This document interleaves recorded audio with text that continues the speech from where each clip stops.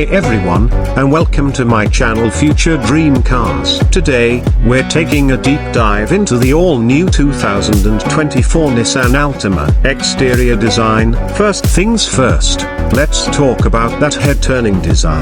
Nissan has really stepped up their game here, giving the Altima a sharp, aggressive look that's sure to turn heads. The V-Motion grille is bolder than ever, flanked by sleek LED headlights and sculpted lines that flow seamlessly across the body. Interior technology. Now, let's move inside. The 2024 Altima comfortable cabin with premium materials. The zero-gravity seats are incredibly supportive, and the available panoramic sunroof adds a touch of openness and light. Technology is also a major focus, with a standard 12.3-inch infotainment touchscreen featuring Nissan Connect with wireless Apple CarPlay and Android Auto. Higher trims offer even more tech goodies, like a head-up display and a Bose sound system. Performance handling. The base 2.0 liters engine delivers ample power for daily driving, while the available 2.5 liters VC turbo offers more spirited performance. Handling is sharp and responsive,